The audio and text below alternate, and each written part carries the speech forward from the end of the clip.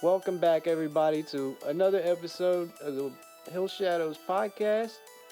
If you like the strange, the unusual, the paranormal, the unexplainable, hit the subscribe button. My name is Jeremiah. I'll be your host tonight, and with me, as always, is my wife Ashley. And each week, we like to share different encounters people have with the paranormal or the unexplainable.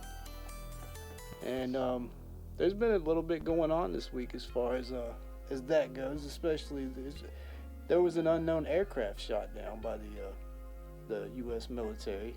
Yeah, about an hour or so ago. Right, yeah, and 2 or 3 now. Sorry. It was something they were watching for the last 24 hours, and about the size of a car. And they said it could have posed a threat to air traffic, basically, right? Uh-huh.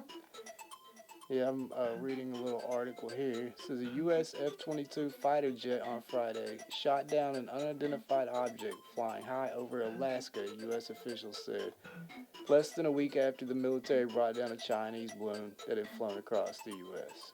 So, yeah, they don't know who owns the object or where it came from. They say it was silver in color, cylindrical. It was cylindrical, right. They're supposed to be recovering the debris and finding out what it is. They're saying right now they are calling it, a UFO. It's an unidentified flying object. That's well, not technically, what they called it, is it? Well, this article refers to it. Yeah, the article, not the Pentagon. No, they haven't came right out and said it, but I'll tell you one interesting thing that happened. Yeah. The guy that was talking about it, the military guy, he asked at the very end, I don't know if anybody can find the interview or whatever, but in the end he said the aircraft or the spacecraft or something to that extent. He said the aircraft. Aircraft, yeah. And then was like, excuse me, sorry. Right, and corrected himself. The object. Yeah, the object. So, I very interesting. Like he slipped. And also, something else that I found pretty interesting as far as all this goes was supposedly Russia had shot down a UFO. What, a month or so ago, maybe more? Well, let's see. This is what I'm looking at right here in the Houston Herald was from January 12th of this year. year. A month ago. Right at.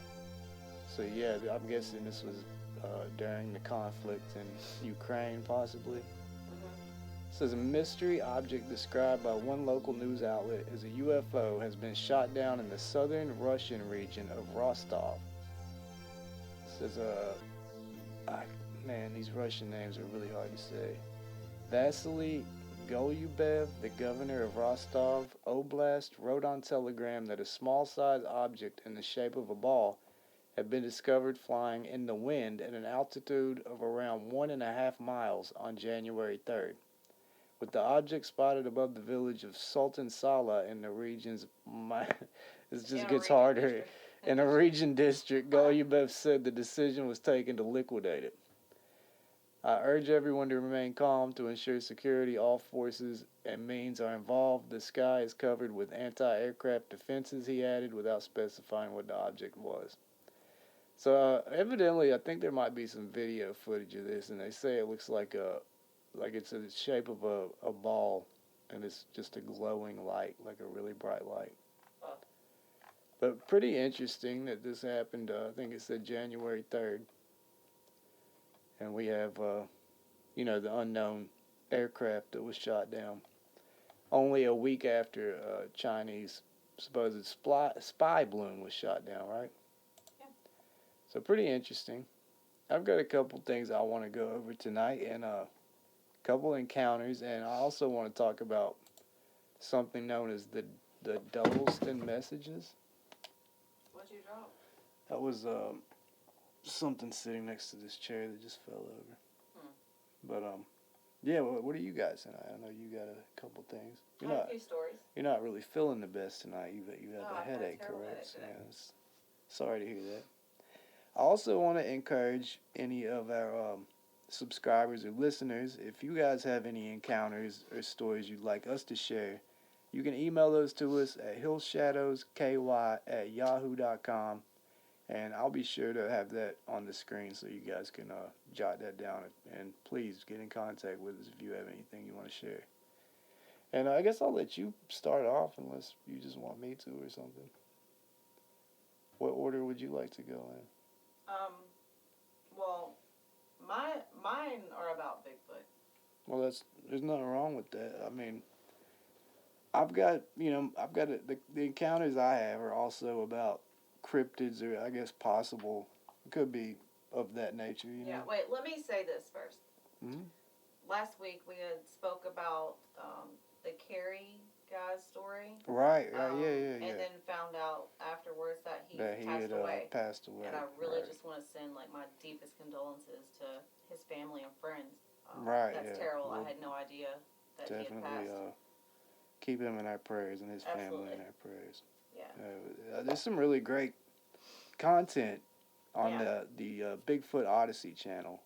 You should check it out. A lot of really, really good stuff on there. And just, it's rewatchable content. Yeah. Very, very interesting. And good information there, too. Okay. That being said. So you're going to go kick it off tonight? Huh? You're going to kick it off for us? Sure. All right. And I guess this was in South Carolina. That's a Beaufort? Strange state, yeah. It's titled 3 Witnesses File Report of Bigfoot Sighting at Hunting Island. Hunting Island. Let's see. So, I don't want to read this entire article, so I'm trying to see where I should start. So this was a report that was filed with these people. Said it was filed August 7th, 2022 by witness Dr. Robert Frady. States that on August 2nd, he, his brother, and sister witnessed a Bigfoot crossing the road in front of them as they were leaving Hunting Island State Park via one of the exit roads near the lighthouse. Alright, so this is the report in full. On Tuesday, August 2nd, 2022, my brother, sister, and I were visiting the lighthouse at South Carolina's Hunting Island State Park. We were leaving the lighthouse parking lot at approximately 12 o'clock noon and driving along the exit road from the lighthouse. My brother was driving the vehicle, with me riding in the front passenger seat and my sister being in the rear driver's seat side. As we were rounding a slight curve on the exit road, we all spotted a creature walking quickly on the left side of the road, approximately 15 to 20 feet in front of our car. The incident happened very quickly as the creature disappeared in the lush palmetto and pine forest that surrounds the exit road. My brother stopped the car immediately and asked if we had seen what he saw. All 3 of us reported seeing the creature. We all saw the creature very clearly as it was walking directly in front of our car. The 3 of us recalled and reported the exact and identical descriptions. The creature was walking upright, taking strides quickly to our left, and disappeared into the bush on the left side of the road directly in front of us. We only witnessed the lower torso of the creature as its head and shoulders were hidden behind a pine tree and a palmetto stump on the left side of the road. The height of the creature is estimated as being between 5 to 6 feet tall. Legs were approximately 3 feet long. Human-like jointed knee with dark brown, splotchy black hair that was approximately 2 inches long. The incident happened quickly and lasted for only a few seconds as the creature disappeared quickly into the thick underbrush. It was a hominid, he said. There were no sounds or odors noticed by any of us. We were all in a state of amazement as to what occurred as it happened so quickly. We have enjoyed taking many vacations at the park throughout the years since we were children in the 1950s to the present. While the area is abundant in wildlife, we have never witnessed something or anything like this in the past. The 3 of us reported the incident to the Hunting Island State Park office on August 3rd, 2022 at around 12 o'clock noon. The park superintendent called me a short time later and I provided him with a full description and details of the incident. He informed me that he would file the report as a credible incident and initiate an investigation, which included roping the area off. I do know now that they exist, There's no doubt in my mind that they exist, Dr. Frady said. So is this like the location that's the what is it, the Honey Island Swamp Monster? Is I that don't a know. thing? It's Beaufort, South Carolina. Yeah, I want to say that's correct. And I'm not sure. that was a 2022 Yeah, August. report, Not right? even a year ago. Very interesting. Yeah, what, like 6 months ago? Yeah, there have been past reports of that. The honey. I'm gonna see if I can find anything. Okay. Honey Island Swamp. I mean, that's coming up. And evidently, the other siblings were had very professional professions as well. You know, that was a doctor that reported. I don't know. Evidently, there's a video about this. I don't know. We'll have to check it out later. I'm sure we've seen it. I'm not sure which one it is. By footage by Harlan Ford or something. Mhm. Yeah. But yeah, do you want to go on with your next one or should I can. Okay. I want to see where I want to start this out. While we're on the subject of Sasquatch, Bigfoot. Sure. One of my personal favorites. This was actually a news article. So it was covered by like local news in Fresno. Alright. It says, according to paranormal expert Jeffrey Gonzalez, the most recent sighting was near Avocado Lake. I'm sorry, I have to... Okay. Gonzalez says a local farmer saw a family of 5 or 6 Bigfoot running on his ranch in the middle of the night. One of them, which was extremely tall, had a pig over its shoulder, and the 5 scattered, and the one with the pig was running so fast it didn't see an irrigation pipe and it tripped, with the pig flying over, says Gonzalez. The story intrigued Gonzalez, but did not surprise him. In the last 5 years, there have been 3 Bigfoot sightings, all in the same area in East Fresno County. I would have never guessed, in a million years, that you would have told me there were Bigfoot on Shields or Ashland Avenue, right? So, I want to know what's going on. Is this for real? Says Gonzalez. He says 5 years ago, a woman called him saying her 2 sons had seen a Bigfoot in their orchard one afternoon. A few years later, Gonzalez received a call from a man who said he saw 5 Bigfoot in an orchard across the street from his house. Turns out, it was the same orchard where the boys had seen the Bigfoot years before.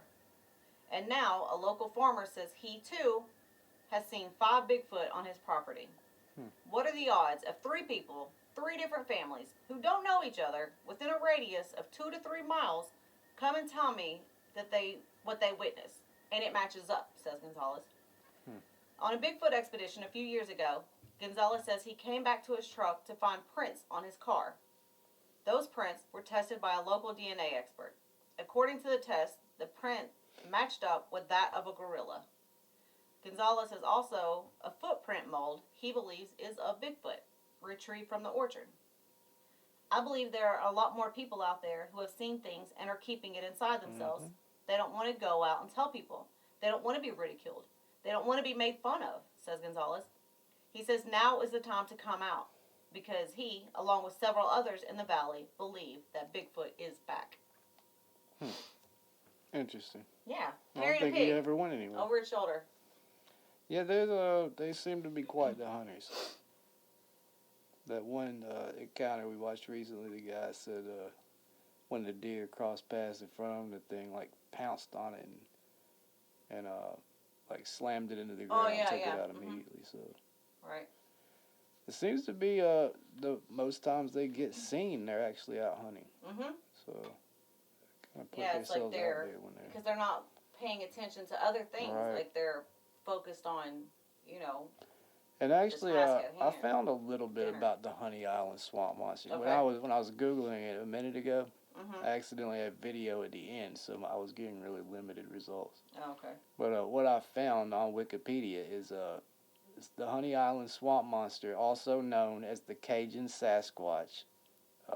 I'm not even going to try to say what it is in Cajun French. Is an ape-like humanoid cryptid creature similar to descriptions of Bigfoot, purported to inhabit the Honey Island swamp in St. Tammany Parish, Louisiana. The creature is commonly described by alleged witnesses as a large bipedal humanoid about 7 foot tall, covered with gray hair, having yellow or red eyes, and accompanied by a putrid odor. Other local names include the Rougarou, Louisiana Wookiee, and the Thing. Alleged plaster casts of footprints said to be from the creature showcase 4 toes, not a natural trait found in primates who possess 5. It said the first sighting was in 1963 by Harlan Ford. He was a retired air traffic controller who had taken up wildlife photography, and after his death in 1980, a reel of Super 8 film showing the creature was found among his belongings. It's a pretty common video, I'm pretty sure. I'm not sure which one it is, but I'll definitely post a link to it in the description. But yeah, there's been several reported sightings since the 60s from this thing. So, I'm assuming it's probably close to the same area. I don't know if it is. I mean, I don't think. Where South did you Carolina say? is South considered Carolina? Cajun, right? Right. That's Yeah, gonna that's be like Louisiana or something. I think I want to say Georgia is Plus, between those two, swamp right? is not so. I mean, that should be more a Right. little bit further south. But yeah, I always love hearing. You can't find out where Honey Island Swamp is located. I mean, it should be. I mean, yeah. Is there? You did say Honey Island. No, I did not. What I did said you say? Hunting Island. Hunting. Yeah, that's completely different. Well, there's the difference then, man. Why are you looking that up? I know it's South Carolina. Yeah, I'm trying to see if there's anything. That's where your Bigfoot side. Yeah, it's in South Carolina. Well, yeah, I was trying to correlate the two, and that's 2 different things. So. Yeah. So yeah, they're all over the place. So I'm sure. But yeah, I don't think there's any other ones that I could find from that particular area. But I'm sure. Like you were saying, a lot of them don't get reported too. So. Right. But yeah, while we're on the topic of the cryptid thing, I guess I'll read my first one, because it's in that. May I read this last one first? Oh yeah, sure. Yeah, go ahead. Okay. Actually, there's several within this one article, but I'm just gonna read this one. I thought about reading We'll just do one whatever. about the other one is something that's like different topic. No, completely the same. It's just really known. It's the article or like the report of the Ape Canyon. Right. But I won't do that one. This one could be known, but maybe it's not by everybody. I'm not sure. It's the skunk ape Bigfoot encounter in creepy Florida swampland. All right. Just as the indigenous tribes across North America each had their own ideas about Bigfoot, the plethora of modern-day sightings all across the nation has yielded the belief that there are various kinds of Bigfoot with different characteristics, such as the skunk ape of Floridian folklore. The skunk... Sorry, that came out weird. The skunk ape allegedly enjoys Florida's warm and humid climate and, like Bigfoot, is known for its putrid... I cannot speak. I am sorry. I'm going to start this over. Give me a second. The skunk ape allegedly enjoys Florida's warm and humid climate and, like Bigfoot, is known for its putrid stench. The most convincing footage ever recorded of this creature was captured on June 3rd, 2015. It was approximately 1 p.m. and during a Tampa, Florida canoe trip in Lettuce Lake Park that Matthew McCamey and his friends suddenly spotted the so-called skunk ape. They first heard a noise and the rustling movement of tree branches nearby.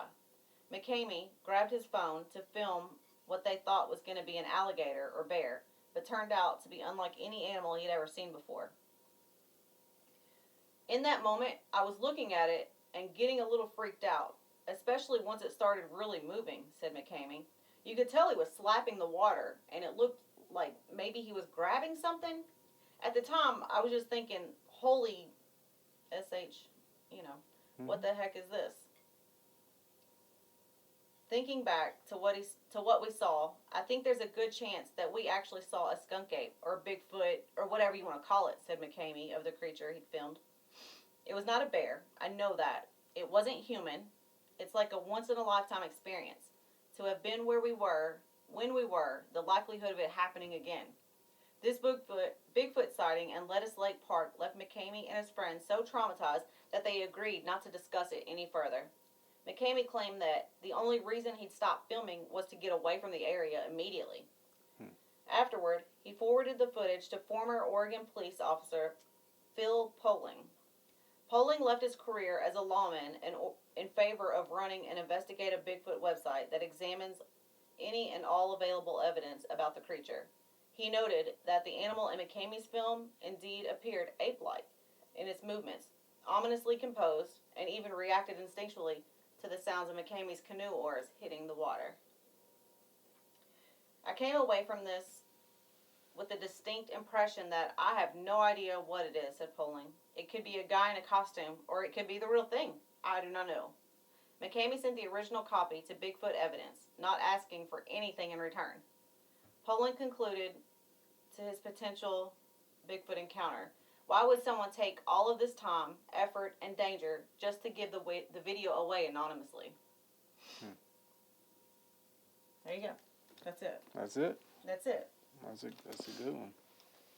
As always, I will be sure to post the links to any of this material down in the description box. And the first one I got is from Reddit, and it's from the subreddit No Sleep, and it's posted by the user Hoodlums Never Die, and this was 8 years ago. And it's titled "There is Something in the New Mexico Desert." I'm making this post to warn you or to educate you. I haven't decided yet, but you need to understand something. I don't know what I saw, but I do know that I never want to see it again. And I'm warning you, don't go out looking for it, please. I live and attend college in a small mountain town in Colorado, but often go home to see my family, as most of them live in Texas, and I'm rather attached to visiting my cat. Now, in order to get home, I have to make most of my drive through New Mexico, specifically through Santa Fe, and about 160 miles through the charmingly bare New Mexico desert, which if you aren't familiar with, don't try to get acquainted with it. Or if you're planning to head out there, I hope this story will change your mind. On this particular drive, I had 3 other people with me, my younger sister Andrea and 2 friends from school, Jess and Kate. It was our spring break, and instead of buying stupidly priced plane tickets, we decided to pile into my little Mercury Mariner and book it back to Texas. Unfortunately, we left the valley a little later than intended due to someone, it was me, forgetting their wallet, so by the time we hit the stretch of desert, it was close to 1 a.m. It had been raining since before we headed through Santa Fe, not super heavy, but enough. It was 65 degrees. I remember that quite clearly because I'd been in negatives for quite a while due to where I go to school, so I was pleased to see something over 5 degrees. For this next part of the story, I need you to understand I hadn't been driving that long. I was awake. I did not hallucinate this, and I damn sure wasn't the only one who saw it. Please believe me. We passed a white Prius. As he was driving away, I looked in my rear view and saw something crossing the road, caught in the red glow of the taillights. It was walking with a horrible limp and dragging itself across the road on 2 legs. The motions were unnatural, jerky even. I slammed on my brakes, thinking someone had driven off the road and was stuck or injured. I slid to a stop about 20 feet away from it. The Prius had stopped as well, seeing the person in the road. I opened my door and stuck my head out in the rain to get a better view. It wasn't human. It stopped, its figure illuminated by the taillights of both of our cars. It had to have been at least 7 feet tall, possibly 8. The skin was stretched like a too small shirt, cracking, hanging off its frame in long bloody ribbons. The jaw was almost totally unhinged from its face, the cheekbones gaunt and disgusting. The skin on the scalp was thin and spots of bloody white stuck out. And the smell, I'd never smelled anything like it. As soon as I opened the door, it hit me, rotting flesh. meat that has been left out for months, rotten milk, the kind of stuff nightmares are made of. The Prius took off, squealing its tires into the night, but I stayed. Fight or flight hadn't kicked in yet for me. This thing couldn't have been more than 20 feet away. It slowly turned its head, each vertebrae in the neck individually cracking like bubble wrap. We made eye contact, but it had no eyes, only darkness. I slammed my car door shut and sped off. At this point, my friends had all woken and seen it. Katie was in the back and hysterical. Jess was silent, her mouth set into a grim white line. My sister Andrea just sat with a look of horror, tears silently streaming down her face. My friend kept screaming, "What the F was that? What the F was that, Alex?" I didn't know what to tell her. I just kept driving, my hands gripping the wheel as we broke 80. Then something happened that I still to this day cannot explain. The temperature had dropped during the whole event. It was 30 degrees out. It had been 65 degrees no more than 5 minutes ago. It then began to snow, hard, heavy, wet snow. We ended up pulling over at a gas station called Klein's Corner. No one moved. Andrea was crying, Jess was praying, Kate was cursing, and I was shaking violently. Violently.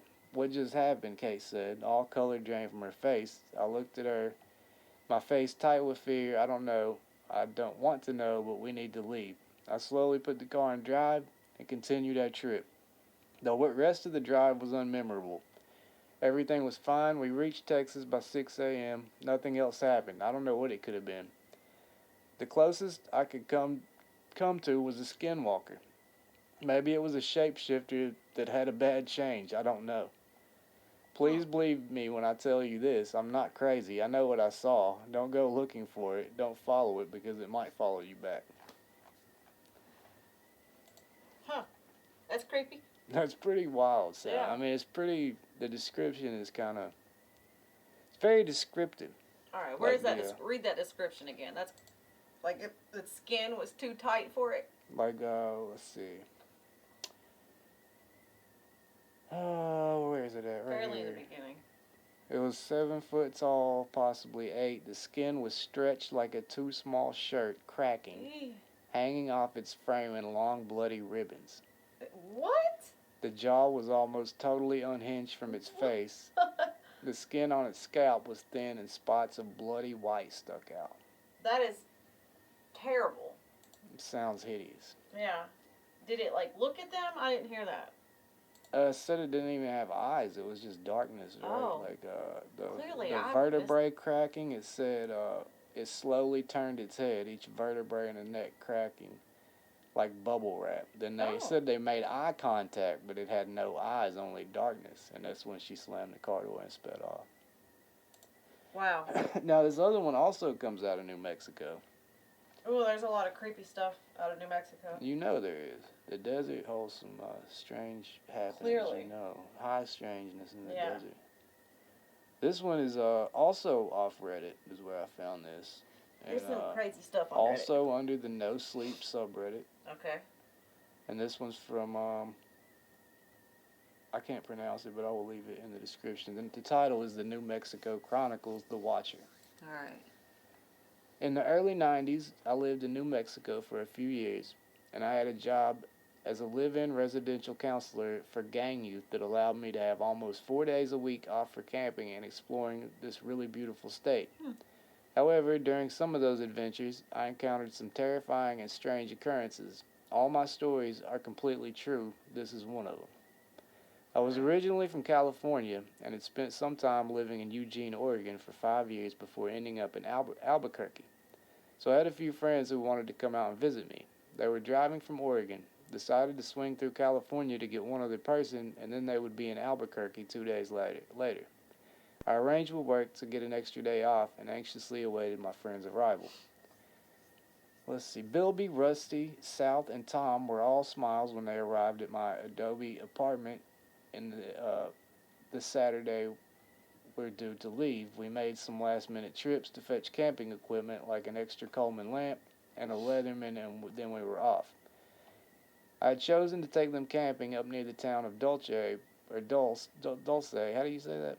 I'm not sure. C-E? Yeah. Yeah, Dulce. Dulce, which was on Jacarilla Apache Reservation. Mundo Lake had some decent fishing, nice little campsites, and it was never occupied. I'd driven through there a few times on my wanderings, but no one ever seemed to pitch a tent there. We got there around 3 p.m. and set about camp duties like getting the fire pit going, setting up a food prep area, and the like. Bilby and South and I went to fish in the lake while Rusty and Tom stayed behind to talk and rest. The lake was really a beautiful place. We had briefly passed through Dulce long enough for the guys to notice an ominous radio tower and what looked like some sort of strange military installation way up on a mountain overlooking the town. Now, in the southern end of the Rockies, we all felt relaxed, and catching up was easy to do in a place like this. We got back to the camp as long shadows were starting to fall. "Time for a beer," Billy said and reached into the cooler. Rusty and Tom didn't even look our way, though. They were staring at something in the small parking lot where we left our car. We joined with them, sipping our beers, and saw a dirty white van parked in the far corner. "That wasn't there earlier, was it?" I asked. "Nope," Rusty said. Tom remarked, "Yeah, it pulled in a half an hour ago, and no one has left the van." "Super creepy," Sal said.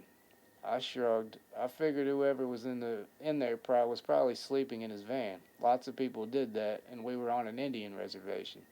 It could be someone's home for all I knew. As it grew darker, none of us could shake the feeling we were being watched. We acknowledged it openly and then tried to diffuse it with jokes about the van. Bilby wanted to know why there looked to be a military installation near the town. I pondered what to tell him. There were far-fetched rumors that there was a deep underground military installation there, and the rumors were pretty weird. They were doing experiments with aliens and things like that. Los Alamos was only about an hour away, so the fact that there were rumors about this sort of thing flying around was unsurprising. So I decided not to go there. Everyone was feeling weird enough about the van. Around 11, we'd have enough beer where the creepy feeling should have gone away, but it wouldn't leave. South kept getting up to check the van. It was still there, no lights on inside, and no one had emerged to even take a piss in the woods. He came back to the fire, and as he was sitting down, we could hear something move in the brush not 20 or 30 feet away. We grabbed flashlights and aimed them through the darkness, but nothing.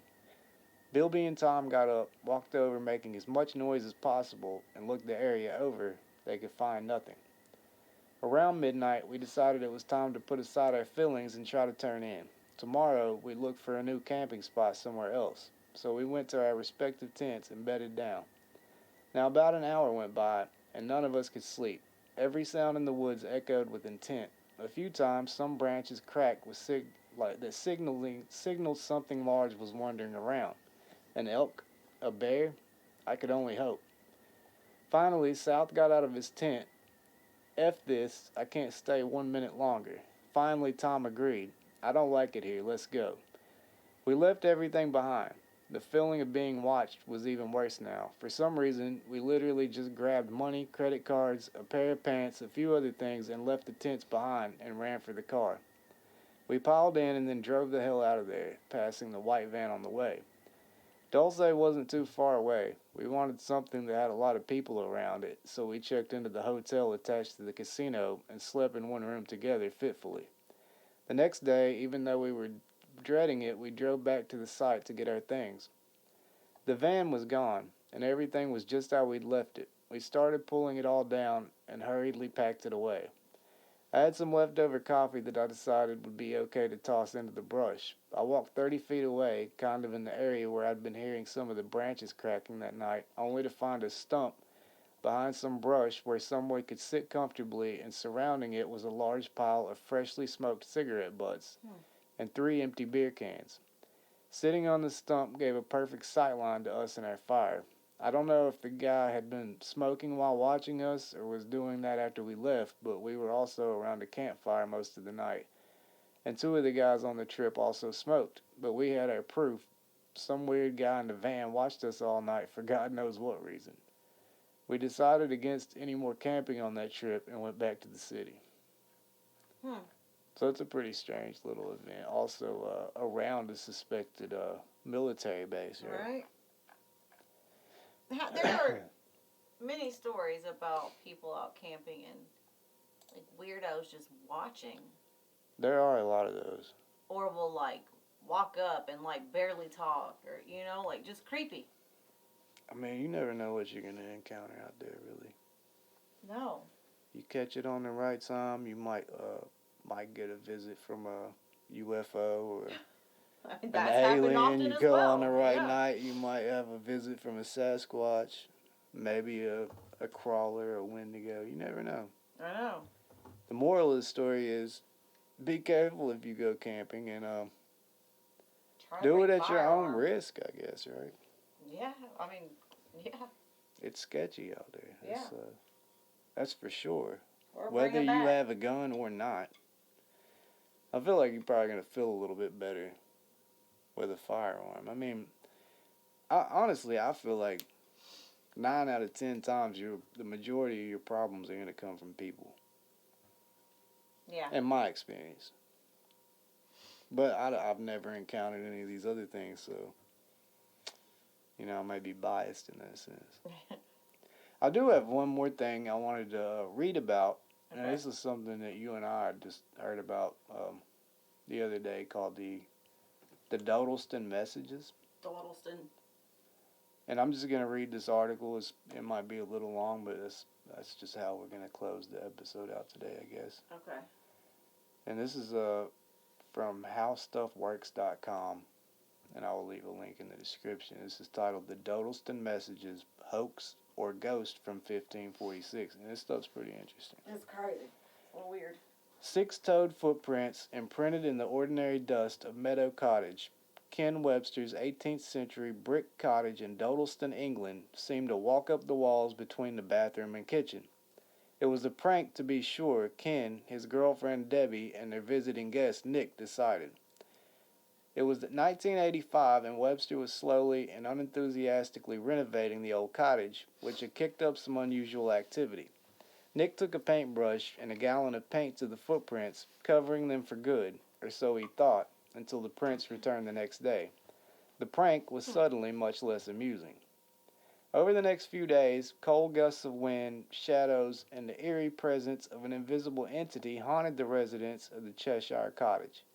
They find strange footprints in the dust on the floor and tins of cat food neatly stacked in a pyramid, says Nick Points, who holds a master's degree in early modern history from Birkbeck University of London, in an email interview. Points is particularly passionate about the history of books and popular English politics during the 16th and 17th centuries. The series of events that popularly became known as the Dodelston Messages have always fascinated Points, and in 2011, he decided to write a blog post about them. As someone who grew up using the BBC Micro at school in the 1980s, I love the way the story brings together early computers with a period of history I know well, says Points. Between 2011 and 2016, Points' blog became a lot more active after he wrote the post, which he titled The Ghost in the Machine, telling the story of Webster's deeply puzzling encounters with someone writing messages to him through a borrowed BBC computer in 1984. The messages were cryptic, misspelled, grammatically odd, and impossible to ignore. Most notably, however, the man writing the messages claimed to be from the year 1546. When Webster moved into his 18th century cottage, he knew that he was stepping into a piece of history. However, Debbie and Ken were shocked to find that history seemed to want to talk to them too. Webster was teaching at a local school and brought home a computer borrowed from the school, explains Points. The messages start out by asking about who Ken and Debbie are.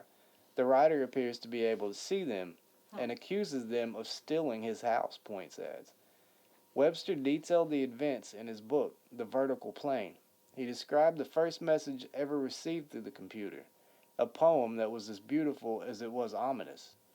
True are the nightmares of a person that fears, safe are the bodies of the silent world. Turn, pretty flower, turn towards the sun, for you shall grow and sow. But the flower reaches too high and withers in the burning light. Get out of your bricks. Pussycat, pussycat, went to London to seek fame and fortune. Faith must not be lost, for this shall be your redeemer.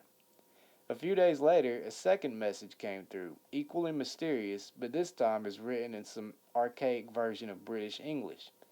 I write on behalf of many. What strange words you speak. You are worthy, good man who has a fanciful woman, And you live in my house, who dwell in my home, with lights which the devil makes. It was a great crime to have stolen, bribed my house. L.W. And the student of 16th and 17th century writing points details the unique nature of L.W.'s messages. Lucas's messages are written in archaic English with old-fashioned spellings and vocabulary and dialect from the time and region, he says.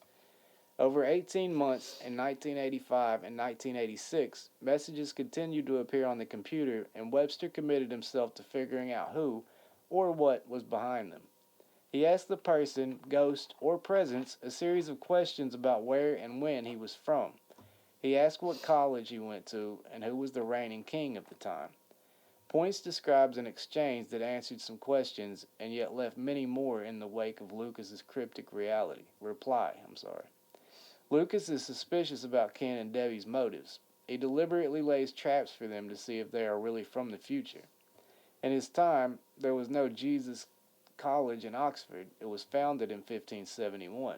So he thinks that anyone from the future would know he is given what, from his perspective, is obviously false information. His real name emerges later as Thomas Harden or Howarden. Someone of this name did exist and was vicar of a church in Gloucestershire in the 1550s. The message continued and became clear that Thomas could see and hear some of the goings-on in Meadow Cottage, as he would comment on photos left around the computer by Webster, like a picture of a jaguar cat that Thomas mentioned later in the message. A jaguar car, I found your picture of the cart. The car? Why is this? Because he is speaking from Okay, hundreds of years prior. So he would say cart. Right, that makes sense. I found your picture of the cart, but it is a crude thing, for without the horse it won't go far. I get it now. Right. I just needed to read it all. Things really got weird when Lucas, now known to be Thomas, writes that he is confused when Webster says he's living in the year 1985. He says, I thought you were also from 2109, like your friend who brought the box of lights. Pray. A friend from 2109, the box of lights, the computer. Webster writes in his book, even if Lucas was sometimes hard to follow, this section was impossible to misinterpret. He must be hallucinating. Still, Webster wrote to 2109 on the computer, curious to see what would happen. They, 2109, referred to themselves in third-person singular pronoun, responded. Try to understand that you three have a purpose that shall in your lifetime change the face of history. We, 2109, must not affect your thoughts directly, but give you some sort of guidance that will allow room for your own destiny. All we can say is that we are all part of the same God, whatever he is. Unbelievably, the story now spans 3 seemingly active timelines. 2109 then starts leaving messages for Ken and Debbie, claiming they are involved in an experiment or similar project with a higher purpose, says Points. 2109 communicate in a very different tone and language, using scientific terms but also giving little detail about their agenda other than annoyance at Ken and Debbie when, for example, they find out Lucas's real name, and 2109 worry that this will disrupt their plans. What experiment? What plans? The question continued to mount until finally Webster invited a paranormal investigation team called Society for Psychical Research to the cottage to investigate. Physical. Psychical. Oh. 3 times they came, and each time left with no answers, having experienced no activity at all. Eventually, Thomas said that he was being forced from his land and was never heard from again, but said that he would leave something for his friends in the future. Thomas says that he is writing the story of events from his perspective and that he will leave the book where it can be discovered in the future, Point says. 2109 later says that the book will be found at some point. If such a book does exist and is ever found, it would obviously be a compelling piece of evidence. No such book has ever been found.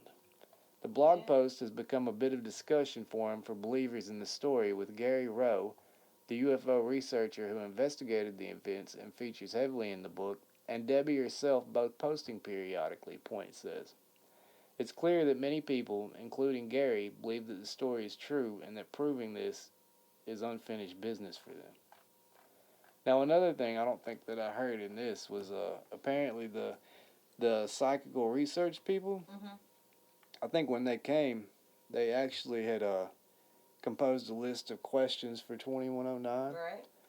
And instead of letting the two people or the people that lived there see them, they would write and put them in an envelope. Or they would send them, write them down, put them in an envelope, and they would get the responses back without. Oh. So they had no way to interfere, right? Right. And this thing was still Responding. intelligently responding to them, yeah. So it's And there sounds was like another, like, the 2109, it said that it was, it didn't have a physical form. Oh yeah. And that it fed off two different kinds of energy that we would be unfamiliar with. Or that they would be, Ken and Debbie would not be familiar with. Interesting. I mean, I guess it kind of gives off the impression that 2109 is like the year 2109, right? Pretty interesting. I mean, I was going to say, it sounds like times lapsing over one another, right? Like people like have ghosts or whatever, because they're saying like all these things are happening in their house. Right. I always wondered that, like when it comes to hauntings and things. But what's very strange is... Or dimensions lapping over. How could one... It seemed like the people in the middle were the ones being seen, though. I mean, it seemed like the other ones could interfere with objects and manipulate them and things to that nature. But that's weird. And that it is, in fact, an experiment. By who? Who's doing the experiments? Like, how is it happening? There's it could have something to do with the ley lines. Don't they say something about not in this one, but the thing that we listened to, like the Ken and Debbie will post about stuff like they yes, Debbie is still very active on social media, but however, I want to say that Ken maybe does not want to talk about it any further. But yeah, Debbie He's probably is still tired of being ridiculed. Yeah, I don't blame him. Huh. People are very close-minded. Very. Very, very close-minded. That's really a weird thing. The whole story is crazy. It's very interesting. I was fascinated by it. I couldn't believe that I wish there was more. We should read the book. Yeah, I definitely want to. What did I say? The vertical plane? The vertical plane. I mean, it's absolutely fascinating. I was also pretty compelled by the, what was that place that we just talked about a couple weeks ago? What's it about? It was the road overseas somewhere that time overlapped at. Yeah, Where was that at? Oh, jeez. There's like a book about it too. I can't remember what it's in England, I think, or Liverpool, right? Yeah, Liverpool. Yeah. There's a road in Liverpool. I know that one of the stores that the people were in was the... And supposedly it's like, yeah. Supposedly like a bookstore. And what it is there's some type of electromagnetic system that runs through the tracks under the city, and they claim that this is responsible for it. Very interesting. I don't know what it could be about, Ken and Debbie, however, that... What is it about this computer? It's the current timeline. However, it's very odd that the people interacting on the computer are from a time where computers didn't even exist, though, right? Well, supposedly, I don't know. I mean, we were watching some that are talking about, like, any evidence that we, like, of technology, anything that we have now, like, in so many years, like if something were to happen to us catastrophically, there would be no evidence left after so many, it would be so much time goes by. I can't remember the exact amount of time, but after some time, wouldn't take long. Not long. So I mean, it's untelling how many times technology has been possibly far more advanced than us. However, maybe it's 2109 could have been the conduit though. The one that's connecting both to both parts of the past. They could also be like not even like our dimension's timeline. Like it could be something parallel to our dimension, and that's the year that I don't know. And the other It story, could be interpreted many different ways. there was another story that kind of related to this type of phenomenon I wanted to cover. But the reason I didn't is because it's not real. It was the one we, Oh, yeah, it's fake. it would have been such The a dude in good Russia? story. Yeah. It was such a good story. I dude's wanted name? to believe it so I bad. did too. It was told very well. I mean, was that? they did a documentary about this guy. They had video, and they said, they got him on video when he supposedly traveled through time, but it was all just hoax. Oh, wait, hold on. Oh, okay, yeah, you're talking about the Russian dude. Yes. Okay, I don't know why I started thinking about the, I can't think what of is the his other name. one that, the dude that Jesus, when he was carrying the cross, and I he can't- said something to him, and he looked at him and told him that he would walk the earth for, Right, yeah. What until was he that? returned It or something. was Saint Germain. Yeah, but that's not his, that's what The later Wandering, they said his name was. what was Jew. it? The Wandering Jew? Was that it? Mm-hmm. Yeah, but, what, it's something with a C. But yeah, this guy that Jesus supposedly said was to. seen at all these different important historical events throughout Mhm. time, and he was at all of them. That was Saint Germain, and people had thought that maybe he was the guy that What he had is his claimed. name? I think he had claimed Something to have with a met. C. He claimed to have met Jesus Jesus, Christ, right, in his lifetime. Yeah, like. However, there were a lot of holes in people's stories, and people, seemed like it could have got stretched quite a bit. Sure. I mean, it's been. However, years. I am a person that likes to lean more into the strange and the paranormal. Yeah, it's I like a it. lot more interesting to me. Mhm. I also heard something where when I was researching about the military shooting the thing down or whatever. Uh-huh. They're talking about how a lot of the UFO sightings by military officials, like the one where the things look like triangles. The guy was in the army was like, or the military official was like they're not actual triangle shapes. They're like, it just looks like that because it's filmed with night vision from an SLR camera. Well, I beg to differ. And I'm just thinking like, well, I know that's a lie because that's the only thing I've seen. I've seen the black triangle. And it was unmistakably a triangle. Oh, it was certainly a triangle. And I was not looking through an SLR camera or night vision. I was looking about. But when I get my DSLR camera, 15, 20 feet above my head. I'm gonna spend this year trying to get that on video because we've seen it 3 or 4 times since we've been here in the last year and a half. 3. So there's a good chance that Yeah, but 2 of them was on the same exact night, so. yeah. So we really say twice. I We've seen mean, it twice. you don't know that you're ever going to see that again. I You're might not. completely That's like just- set, that's like the- you are going to see it. I mean, you have no yeah, idea. I go my entire life without seeing anything and move out here, and I've just been paying more attention. I think is what it's been. Everyone knows. But lately, I have not spent a lot of time. It's been really cold or nasty outside. It hasn't been good weather for sky watching. However, it's getting ready to be that time of the year again. Yeah, I can't wait. We will be posting a lot of videos of outdoor activities and places we like to go explore around in the spring and summer. So, yeah, you guys can come and check out some places with us too. But yeah, that's all I got for tonight. Like I said, if you guys have any stories you want to share, I encourage you to email them to us at HillShadowsKy@yahoo.com, and we'll be sure to share those on an upcoming episode. And also, if there are any subjects or topics you want us to cover, you can leave those suggestions in the comments or just email us to them or whatever. But do you got anything else tonight? I think I don't suppose so. I think I'm gonna get on out of here. We're running close to an hour, I think. So we actually have a guest with us tonight in the studio. That's been trying to curb language a little bit. Her daughter is in the room with us. Quietly back there. She's hanging quietly just hanging out, with her headphones on. out. She has no idea you're even talking. I know she doesn't. Do you? I am though. Yes, she say has no say idea. goodbye to the people, Amaya. Tell them to have a great weekend. No? No? Well, I'll Wow. tell them. You guys have a wonderful weekend. Thanks for checking out the podcast tonight. And if you enjoyed it, hit the like button and maybe share and let some people know about us. We appreciate you guys. Have a wonderful week.